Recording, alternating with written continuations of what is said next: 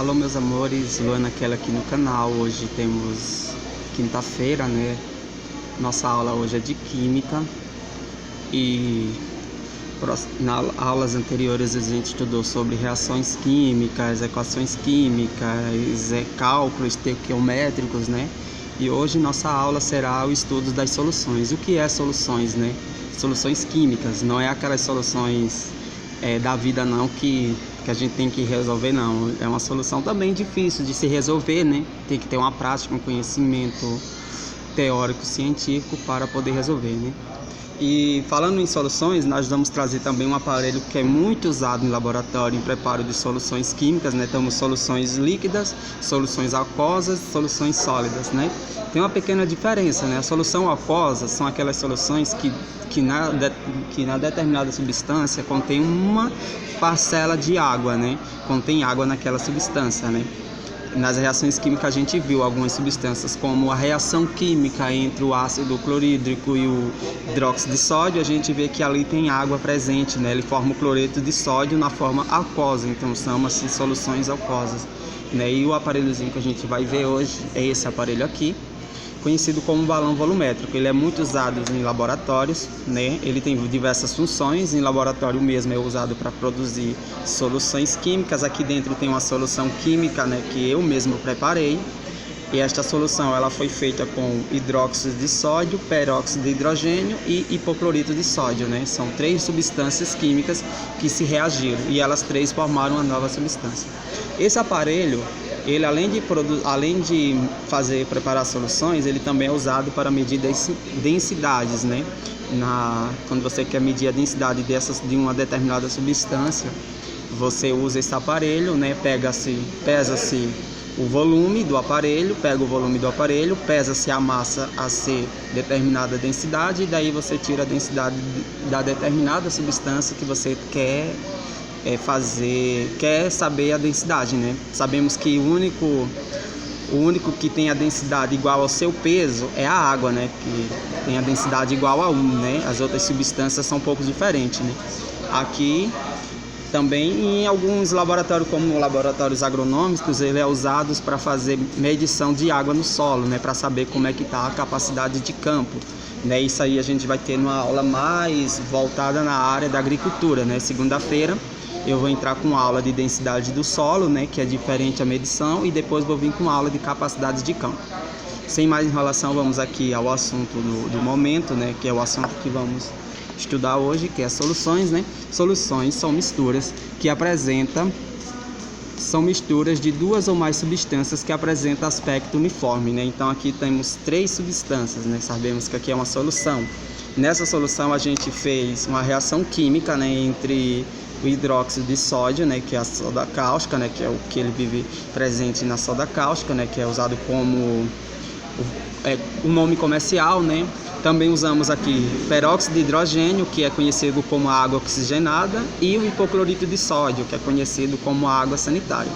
Então reagimos essas 3 substâncias e formamos essa solução, né? Então, como falou aqui na relação, 2 ou mais substâncias que apresentam aspecto uniforme, né? Lembrando que soluções não só é aquilo que contém algo líquido, né? Existem soluções sólidas, líquidas e soluções gasosas, né? Como eu falei, soluções são misturas de uma ou mais substâncias, né? Então, solução gasosa, os componentes desse tipo de solução na temperatura ambiente encontram-se no estado gasoso. Toda mistura de gases é uma solução. Quais misturas de gases? Vamos supor, mistura de oxigênio com nitrogênio formando nitrato. Temos a mistura do carbono, o CO2 com o oxigênio formando o dióxido de carbono, que é o CO2, então isso é uma mistura gasosa. Então, solução não é só coisa líquida, é também algo, são misturas, né? Então existem vários tipos de misturas, né? Então temos aqui, ó, gases, encontra-se no estado gasoso. Toda mistura de gases é uma solução. Gases: nitrogênio, N2, oxigênio, O2, argônio, né? Soluções líquidas. Nesse tipo de solução, pelo menos um dos componentes na temperatura ambiente deve estar no estado líquido. Logo, pensamos que tem alguma substância sólida dissolvida em água, mas essa ideia é muito restrita, pois existem vários tipos de soluções líquidas, né? Falando desse assunto aqui, das soluções líquidas, né, você vê que é muito restrita. A gente às vezes acha que tem alguma substância diluída em água, né? Soluções, às vezes não, né? Às vezes uma solução aquosa, sim, né? Quando se fala em soluções que contém água, significa um tipo de substância diluída em água. Uma dessas substâncias que a gente gosta muito de usar, diluir em água, é o cloreto de sódio, né?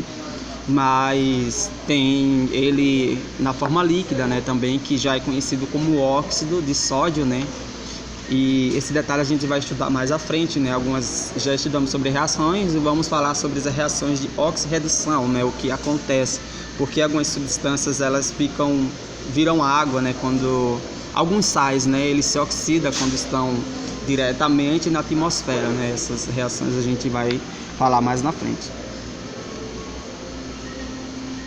Soluções sólidas. O que são as soluções? São componentes deste tipo de solução em temperatura ambiente. Se encontra no estado sólido, elas são misturas obtidas de seus constituintes. Um exemplo é o bronze, né? O bronze, ele é uma substância sólida, né? Uma substância química sólida, é uma solução em que existe dois componentes químicos, o cobre e o estânio, né? Sabe-se que o cobre e o estânio ele forma o bronze, né? Então isso é uma solução sólida, né? E outra solução sólida é o amálgama dentário, né? Que ele é feito por três substâncias químicas, né? Três substâncias misturadas, né? Que são misturas, e essas três substâncias é mercúrio, prata e zinco, né? Então essas três substâncias ela forma o amálgama dentário, né? E o latão também, que é constituído de cobre e zinco, o ouro dos 8 quilates, né? Que ele tem 75% de ouro, mais cobre e mais prata, né? Então o ouro ele também tem essa forma aí, né? A liga de Wold, que é chumbo, mais estânio e bismuto, né? Vocês podem ver aqui, eu fiz um relatório sobre essas soluções químicas, né? Para dar essa aula, esse aqui.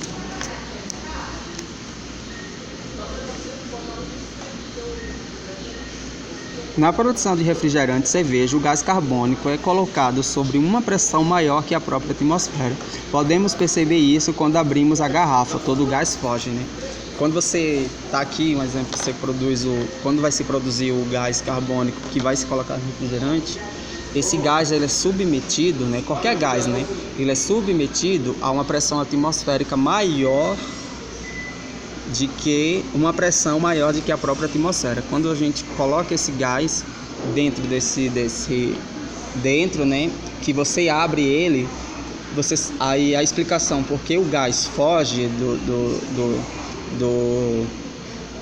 de dentro do refrigerante, aquele gás vai saindo, isso é devido à atmosfera, né? Então, quando aquele gás ele reage com a pressão atmosférica, ele vai se liberando aos poucos, né? Então, você repreende ele de novo e o gás que ficou ali fica preso, mas o gás que já saiu, ele não volta mais, né? É como tem aquela teoria, né? O gás ele não tem volume constituído, ele ele ocupa todo lugar no espaço, né? Então eu posso pegar um gás, uma área que está toda infestada de gás e pôr todo esse gás aqui dentro deste vidro. Mas se eu liberar esse gás, ele não determinou volume, mas se eu abrir essa tampa, esse gás será liberado em todo o ambiente. Então o gás ele pode ocupar todo lugar no espaço, mas ao mesmo tempo ele pode ser comprimido em um pequeno espaço de tempo, né? Quer dizer, de tempo não, já estou na aula da física. Em um pequeno espaço, né? Em um pequeno objeto como esse aqui.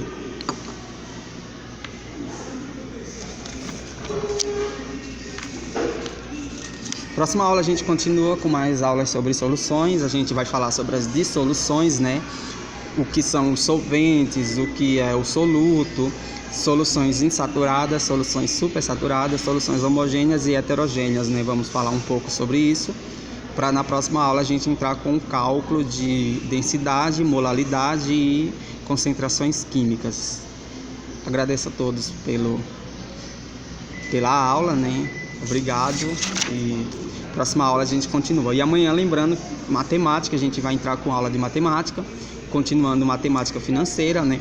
E ao decorrer da semana, nossas aulas vão sendo gravadas e vão sendo postadas aqui no canal da professora Luana, aqui com aulas muito boas para vocês, concurso, prova, outro tipo de assunto também, né?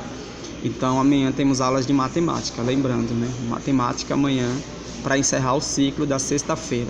Segunda-feira iniciamos com nossa aula de agricultura e ao decorrer da semana outras aulas. Até a próxima quinta-feira com aula de química, e um beijo a todos.